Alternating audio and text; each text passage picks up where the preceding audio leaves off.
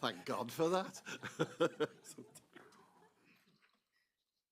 Okay, so apologies. We've got apologies. Councillor Rennie, Councillor Banks and Councillor Gorst. Any other apologies to record? Otherwise, thank you. Declarations of interest? Two?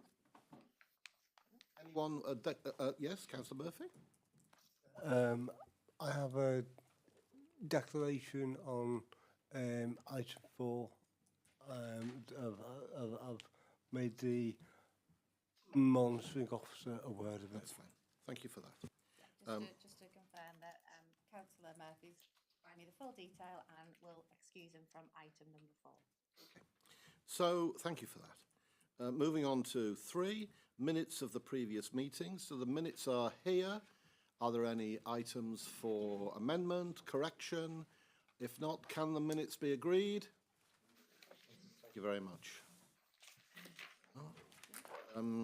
So now we move to the meat of the meeting, which is going to be appendix item 4, the budget and financial plan 2026-27 to 2030-31. So those are on pages 15 to 98. Chief, Mike? Thank you, Chair. The purpose of the report, members, is to present information to allow you to set a medium-term capital and revenue financial plan that allocates resources in line with the authority's strategic aims and ensures that the authority delivers an efficient and effective value for money service aligned with its budget principles. This will enable the authority to set a balanced budget for 26-27 and while determining the precept level in line with statutory requirements for 26-27. The Budget and Financial Plan report provides all the necessary financial information for members to approve a financial strategy that sets a balanced 26-27 revenue budget based on a £5 precept increase. Section A and B of the report provide members with an executive summary and the background to the proposed 26-27 to 30-31 medium-term financial plan. Section C on pages 34 to 40 of the report considers the proposed 5-year capital programme and the associated potential borrowing requirement. The table on page 36 summarises the proposed £44.2 million capital programme, of which £42.3 million is being funded by potential borrowing. The programme has increased by £8.9 million, of which £6 million relates to 2030-31, the additional year, and of the £8.9 million, £8.5 million is funded by borrowing. Paragraph 75 on pages 37 to 39 details the areas of the planned capital spend, and the proposals include the provision for asset plan investment outlined in the previous reports, in the following reports. Section D on pages 41 to 43 considers how the minimum revenue provision, which is the sum that will be set aside each year to repay debt associated with capital borrowing, will be calculated. The recommendation is to adopt a similar strategy to the current minimum revenue provision determination and use the asset life method for all unsupported borrowing, and provision for the minimum revenue provision and interest payments has been included in the updated medium-term financial plan. The authority is required to consider the impact of proposed capital borrowing over a number of potential indicators, and Section E on pages 44 to 47 provides the information and explains the movement in the indicators over the medium-term financial plan. In addition, a key indicator is that debt is only incurred to meet capital expenditure, and therefore net borrowing does not, except in a short term, exceed the total capital financing requirement, which is the level of borrowing in the proposed capital programme meets this requirement. The authority is required to prepare a treasury management strategy that sets a framework within which the authority will manage capital borrowing and manage investments, and Section F on pages 48 to 49 sets out the proposed strategy. The proposed authorised limit for gross borrowing is 68 million, and this will ensure that total debt does not exceed the capital financing requirement and that borrowing is only incurred to cover capital investment. The proposed investment strategy is consistent with the current strategy and recommends continuing with the institutional limits and minimum credit ratings outlined on page 52. Revenue costs associated with the level of potential borrowing in the proposed 5-year capital programme have been built into the proposed medium-term financial plan and are deemed to be prudent, sustainable and affordable. Section G on pages 60 to 69 of the report identify the revenue medium-term financial plan assumptions supporting the plan, and paragraphs 115 to 120 on pages 61 to 64 outline the revised assumptions, costs and available funding, and the impact these changes have had on the proposed 26-27 budget and the updated medium-term financial plan. Some key assumptions to highlight are the increase in the annual pay award assumption to 3% in 26-27 and 2.5% in future years. CPI is expected to be around 2.5% around the middle of 2026. Increase in the 26-27 Band D precept by £5 per annum, which is just under 5.2% per annum, and an increase in the proposed 27, 28 and 28, 29 Band D precept to £5 per annum, and maintain 29, 30 and 31 precept of an increase of 2% per annum. Just to be clear, members, in terms of the budget meeting today, we are only voting on the £5 increase for 26-27. The table on page 68 summarises the impact of the changes to the current medium-term financial plan and the net forecast position in each year. The 26-27 financial position remains in a balanced position, subject to the key assumptions remaining consistent throughout the year. Due to the level of uncertainty over future forecasts, particularly around pay and government funding, members are asked to simply note any financial challenge in years 29-30 and 30-31 at this point in time. Section H on pages 70 to 74 reviews the current general revenue and committed reserves position and the proposed use. The table on page 74 outlines the anticipated reserve drawdown over the medium-term financial period, and the authority is recommended to maintain a general fund revenue at a current level of 3.9 million, which equates to approximately 5% of the current net operating expenditure budget, and approve the committed reserves. Finally, Section I on pages 74-76 identifies that 41.213 million needs to be raised from council tax precept in 26-27 to balance the revenue budget.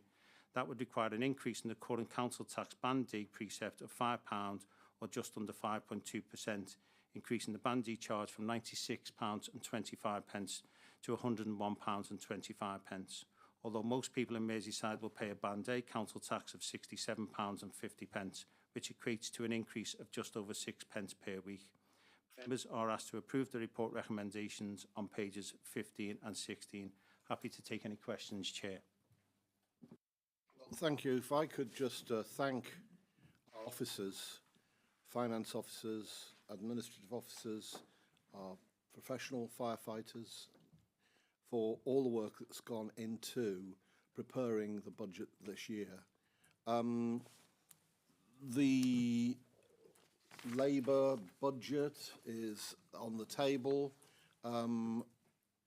more because in years gone by, it was an opportunity to lambast previous governments, how the world has changed. I was very concerned with FIR funding too, that we may find ourselves in a more difficult position than we were. We lobbied the government, and they have listened, actually, mostly. You never get everything you want. We're still lobbying on the issue of capital, you know, but we will be spending on behalf of the country over £100 million will pass through this authority to be spent on capital for national resilience for the whole of the rest, equipment for the whole of the rest of the country. We will commit, you'll see the capital budget there, Kirby Fire Station, what's going to happen, Wallasey, you know, toilets and, you know, things here at headquarters. There's a lot in our capital programme. Capital is spent from our revenue. So the implications of the, you know, the leader's budget, the leading party's budget, is all incorporated within the agenda item that is before you. And we just about got the right side of the line. And then in addition, we have this implication of reducing our contributions into the pension fund, which we need to have a prudent view over how we're going to deal with that. And that will take us further forward for 3 years.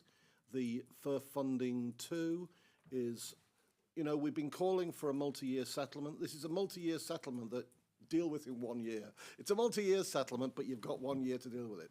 But we know how that's going to work. And we are able to, we've got a listening ear from the Minister. We will be lobbying again on lots and lots of issues here with regard to future funding. But this year, we've largely been able to achieve our objectives, political and administrative objectives in this budget. So I'll come to the resolution shortly, but I would recommend all of that, everything that's in this and in our budget as well, to the authority. Now, I'm going to ask if there are any questions of a technical nature that people might like to ask. Yes? Councillor? Thank you. It's only 2 short questions, and I've no doubt you'll be able to clarify, but I think it's worth clarifying for any of the public watching. The first one was in terms of the medium-term financial plan as a whole and how sensitive or responsive that is to potential variations for larger pay awards or lower funding settlements going forward, or changes in interest rates. And I bring up interest rates in regards to the unsupported borrowing on page 20.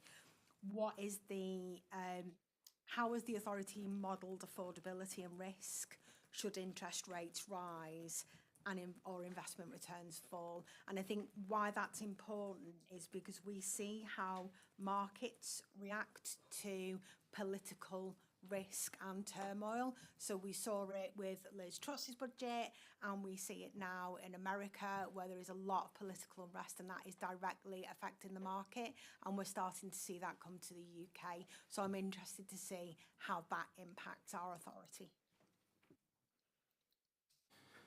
Mike? Thank you, Councillor Bell. In terms of, I'll pick up the pay awards. So we, as you're aware, we've raised the pay awards budget to 3% within 26-27 and 2.5% for the duration of the medium-term financial plan. We are aware that pay awards could be above the 3%, and it's more around affordability and what we can actually afford. We do have a reserve. So we go into the reserves, there's an inflation reserve. That inflation reserve, whilst it's the equivalent to 1% per year over the next 3 years, it's in there, one, as a contingency to mitigate against pay awards, but also prices. So the option is to maintain the inflation reserve. And if you look within the papers, we've actually increased the inflation reserve because of some of them risks. In terms of the interest rates and the unsupported borrowing, we're very, very prudent in terms of when we do them calculations. So when we do them calculations, we're setting them at a high interest rate that when we actually have to go out to borrow, we set it at a rate that we think when we're actually going out to borrow, that's the highest it may be. Obviously, if things change politically for whatever reason, we can't account for every change that will happen. What we will do as and when they happen is reassess the capital programme, reassess where we're going to be in terms of borrowing and in terms of investments. I think I agree. It's an unusual expression, unsupported, isn't it, really? It sounds as though it's unplanned. It's just, I mean, look, it may well be, you know, accountants and auditors use this expression, but we as members don't come across that type of thing quite so much. Normally things, particularly with big numbers and lots of commas, are well planned and well thought out. And this just, the language there just seems a bit strange. Councillor Knight? Thank you, Chair. Thanks, Mike, for this report. On page 73, at E, it's saying that this reserve is a fund community-based initiative for health and safety. Can you explain that to me, please?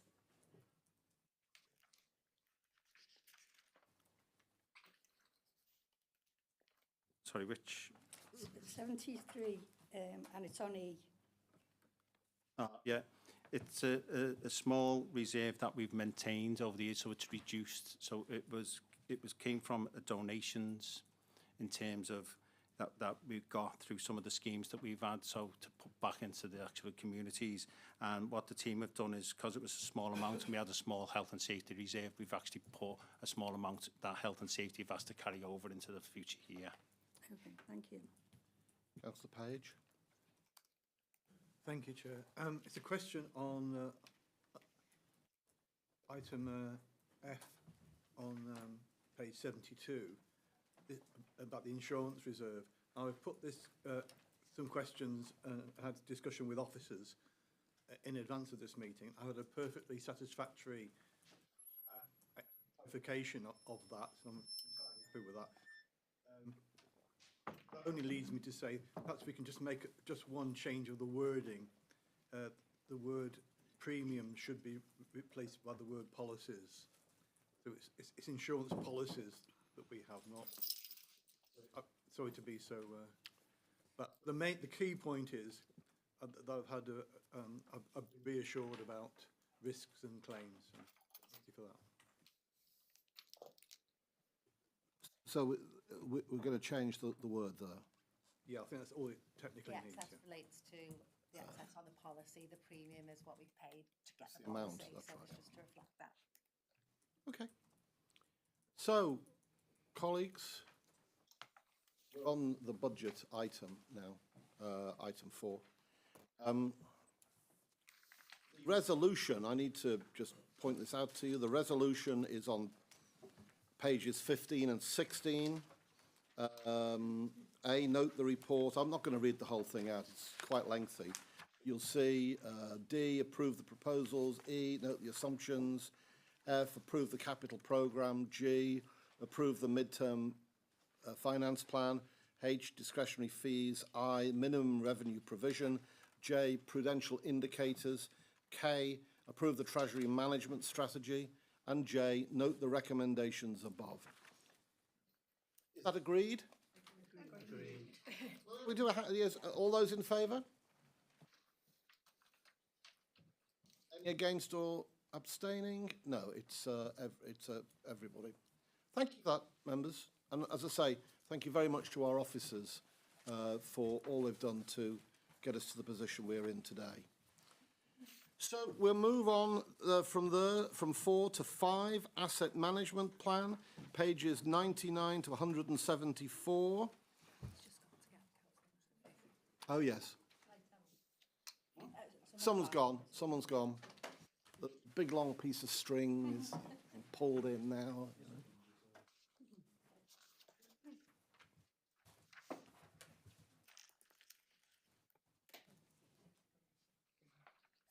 Okay, so asset management plan. Thanks, Chair. The report is to set out how Merseyside Fire and Rescue Authority plans to align its physical assets and systems with its corporate aims and objectives for the next 5 years. That's 26-27 to 30-31. And the recommendation is that members approve the asset management plans provided as appendices to this report.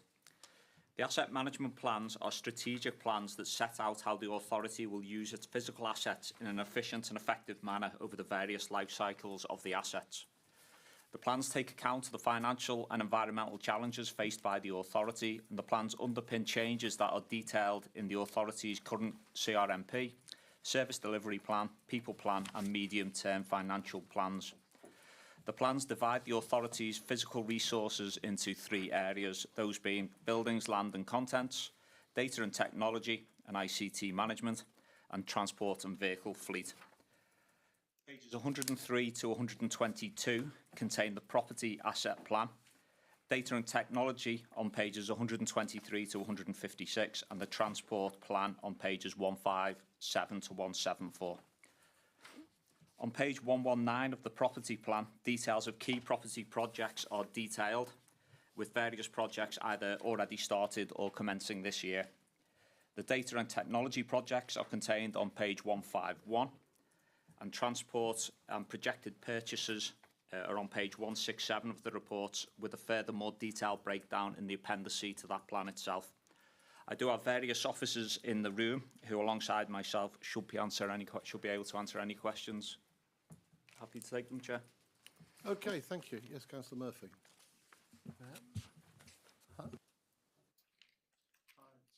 Hi, I noticed that the property section includes something about refurbishment of the King's Trust area of Bromber. As Bromber's my ward, I think. I think I should be asking what those refurbishments are, please. I'll just turn to the right page if that's okay. Yeah, if you don't mind, Stu. The Bromber Fire Station just refurbished the fire station, and at the back of the fire station is the old King's Trust building. Now, we don't actually run very much King's Trust from there anymore, so we're discussing with officers to see what we want to do with that building. We've got some temporary site accommodation there now, which will move to Kirby when we start the refurbishment of there. And there's an old brick training tower which needs substantial work on. The plan is to demolish that training tower, move that to where the site cabins are, put a new steel training tower up there, and then look at what the options are for that King's Trust building. It might be we do nothing, it might be we change it to some kind of training building, it might be we demolish it. Them plans are still ongoing at the moment, and that was just a provision in the budget set aside to see what we do. Yes, I think, you know, if it's something ward-based, it may well be that you want to take it up outside of the meeting. Thank you. Just being exceptionally nosy on this one. On the vacant property list, you've got 3 properties. Newton Le Willows, LLAR, Newton Le Willows, LLAR and Old Stores. I'm just wondering, what are you doing with those? Is there a plan for disposal or sale to get some income back? All 3 are currently up for sale, so we've accepted offers on Newton Le Willows, one of the Newton Le Willows Law houses, and we've accepted an offer on the Ritchie Avenue building. All 3 of them properties have been included within the capital receipts for the TDA, or we built a new Law house at Newton Le Willows. Mike's already capital receipts got me, I can't spend it twice. So yeah, they are all. Thank you. Okay, so assets, any other questions on that? No? So the recommendation is on page 99. Approve the 27 to 31 asset management plan provided as appendices in this report. Is that agreed? Agreed. So then we'll move on to item 6. Microsoft Enterprise Agreement Renewal 2026, pages 175 to 178. Thanks, Chair. The purpose of the report is to request that members approve the renewal of the authority's Microsoft Enterprise Agreement, or EA, and in doing so award the contract to Phoenix Software Limited to act as the authority's Microsoft licensing solution provider. And it's recommended that members note the contents of the report and approve the award of the contract to Phoenix Software Limited to act as the authority's Microsoft LSP for 3 years from April 26 for the cost of £1.044 million. For many years, Merseyside Fire and Rescue Service have used Microsoft products across the organisation, and a Microsoft Enterprise Agreement allows organisations with over 500 users or devices to purchase a range of Microsoft software and cloud services under a single agreement. The Microsoft EA agreements assist with effective budget management by deploying a common IT platform across the authority's estate, allowing fixed pricing over the duration of the agreement. Microsoft EA agreements span a 3-year period, with the authority's current agreement due to expire on the 31st of March 2026. The agreement can only be purchased via a Microsoft-accredited LSP, with the most efficient and effective route being to use a procurement framework. Options to procure collectively under the CCS framework and a direct award were explored. The option to procure via direct award to Phoenix Software Limited through framework agreement Y230065 Software Products and Associated Services provided by Procurement Services in Kent County Council offered a reduction in cost over the 3-year contract in comparison to procuring via CCS Framework's preferred bidder. Procurement Services is a wholly owned business unit of Kent County Council and is one of the largest local authority-owned training organisations of its kind in the UK. Procurement Services has grown to become one of the leading suppliers of products and services to the education and the public sector. And for these reasons, and following consultation with the Head of Procurement, it was agreed that Y230065, software products and associated services provided by Procurement Services, would be the more efficient and cost-effective route to market for the authority. The total cost of the contract is £1.044 million for 3 years. That's £0.344 million in year 1, £0.35 million in year 2, and £0.35 million in year 3 of the agreement. The above costs will be contained within existing budgets, and I'm happy to take any questions, Chair. Any questions on this procurement item? If not, then the resolution is set out on page 175 to note and approve the award £1.044 million. Is that agreed? Agreed. Thank you very much. So next is 7, bulk contract 2628, pages 179 to 182. Chief. Thanks, Chair. The report is to inform members of the outcome of a procurement exercise and to seek authorisation to award a contract for the provision of bulk diesel fuel. And it's recommended that members note the contents of the report and approve the award of the contract to Standard Fuels Limited for the provision of bulk diesel fuel supplies for an estimated contract value of £440,000. The majority of its fleet vehicles, MFRS uses diesel fuel, all fire appliances being diesel engines.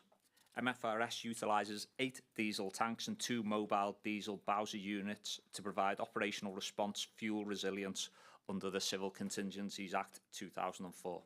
And the current contract for the supply of diesel bulk fuel is due to expire on the 31st of March 2026. Utilising the CCS framework for the provision of diesel fuel under a new contract was identified as the best route to market. The framework enables procurement by using collective purchasing powers through aggregating the volumes required for all public sector customers to achieve economies of scale.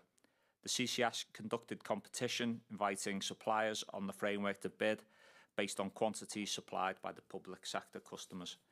CCS evaluated the bids and identified the preferred bidder as Standard Fuel Limited, and the estimated contract value for a 2-year contract commencing on the 1st of April 26 is £440,000 based on previous consumption levels. As mentioned, the process was conducted under the framework with CCS and is compliant with the authority's contract standing orders and the public contracts regulations. MFRS have a statutory duty under the Civil Contingencies Act 2004 to maintain business continuity arrangements so that critical functions can continue to be delivered. I'm happy to take any questions, Chair. Okay, so this is a consequence of owning diesel vehicles. You may recall that at a previous authority meeting, we agreed a process of replacing our vehicles. That's a different line, a different stream, isn't it? And we need to move towards green policies. But we have diesel vehicles at the moment, and without a plan to replace the ones we've got, other than in the programme of replacement, which is there. So, any questions? If not, can we agree the recommendation? A, note the contents. B, award to the contract to Standard Fuels Limited, contract value estimate 440,000. Is that agreed? Agreed. Thank you. So, moving on to 8, award of contract for the procurement of breathing apparatus, pages 183 to 198. Chief? The purpose of the report is to inform members of the outcome of the North West Regional Breathing Apparatus Procurement Exercise and to seek approval to award a contract for the supply of BA equipment and associated ancillary items following completion of the procurement process. And it's recommended that members note the contents of the report and approve the award of the contract for breathing apparatus equipment and associated ancillary items to the successful bidder Interspiro Limited for an estimated value of £2 million. The current Breathing apparatus equipment in use within Merseyside Fire and Rescue Service has been supplied since 2010 and includes BA sets, compressed air cylinders, entry control boards and associated ancillary equipment. MFRS is a member of the North West Operational Equipment Group, and a key priority agreed by the group was the development of a coordinated regional asset refresh programme for breathing apparatus equipment. A regional procurement exercise was therefore undertaken using the Devon and Somerset Fire and Rescue Service Framework Agreement, and this route to market was selected to ensure compliance with the Public Contracts Regulations 2015, the authority's contract standing orders and established regional governance arrangements. The procurement exercise was designed to ensure transparency, fairness and robust technical evaluation. The lead authority for the regional procurement process was Lancashire Fire and Rescue Service. Cheshire Fire and Rescue Service provided legal support. The process is detailed in paragraph 8, but included supplier engagement, tender evaluation and wearer trials. The wearer trials were conducted across various locations within Merseyside, including our own Training and Development Academy, the Mersey Tunnels, as well as high-rise buildings in Merseyside. Operational personnel undertook a range of realistic tasks, including working at height and depth in heat and smoke conditions, whilst wearing gas-tight suits also. 3 suppliers submitted compliant bids. For completion of the evaluation, moderation and quality assurance, a single bidder was identified as achieving the highest overall score when assessed against the published evaluation criteria, including technical performance, usability, safety and whole life cost considerations. The successful bidder was identified as Interspiro Limited. The staffing implications. The engagement with operational staff took place prior to the specification development. Operational personnel participated directly in the wearer trials, enabling structured feedback on the comfort, the usability and performance under realistic conditions. Subject to approval of the contract award, implementation will give rise to training and transition activity, including familiarisation and safe use training for all BA wearers in the service, face fit testing for operational staff, maintenance and technical training, training associated with new functionality and revised operational procedures. Paragraph 20 details the regional procurement exercise estimated the total value of approximately £10 million to be procured across participating North West Fire and Rescue Services under the framework. And the authority will enter into a call-off contract under the framework, and based on current assumptions, the maximum indicative cost to Merseyside Fire and Rescue Authority is estimated to be in the region of £2 million. Happy to take any questions, Chair. Right, thank you very much. Any questions, colleagues? No? So the recommendations are set out on page 183. A, note the contents. B, agree the contract to Interspiro, unusual name, Interspiro Limited, to an estimated value of £2 million. Is that agreed, colleagues? Agreed, thank you.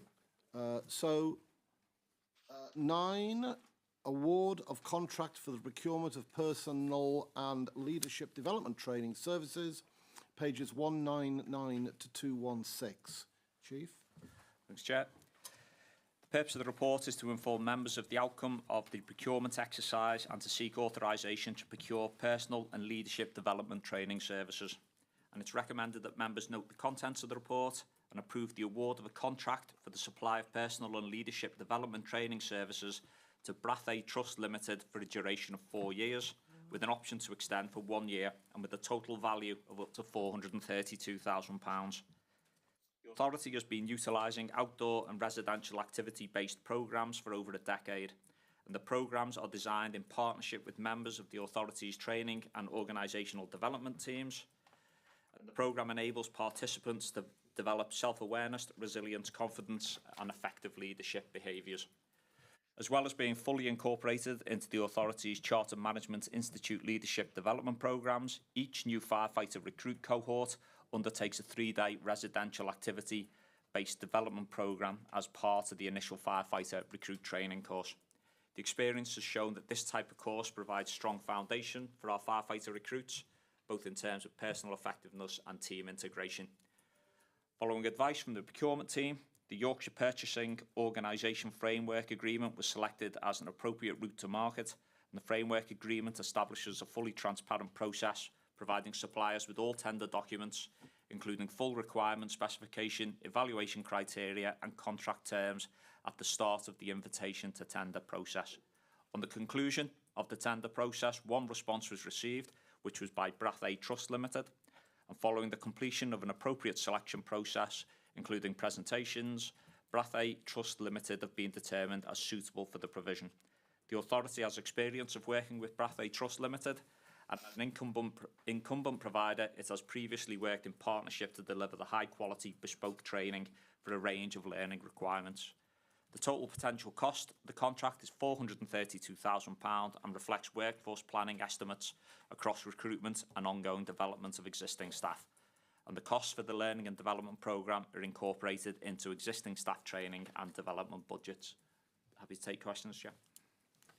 And if any member to the Prince's Trust and, heard what our people say about going on these residential courses, it's great in terms of building personalities, building confidence, and that sort of interpersonal skill is very, very important. Are there any questions? Okay, so the recommendation is set out on page 199. A, to note the report. B, award the contract to Brathay Trust for £432,000. Is that agreed? Agreed. Thank you. So that ends the formal business of the meeting, but if you would just hold on, the Solicitor just has an item to report to you as a decision of urgent action undertaken in the interim.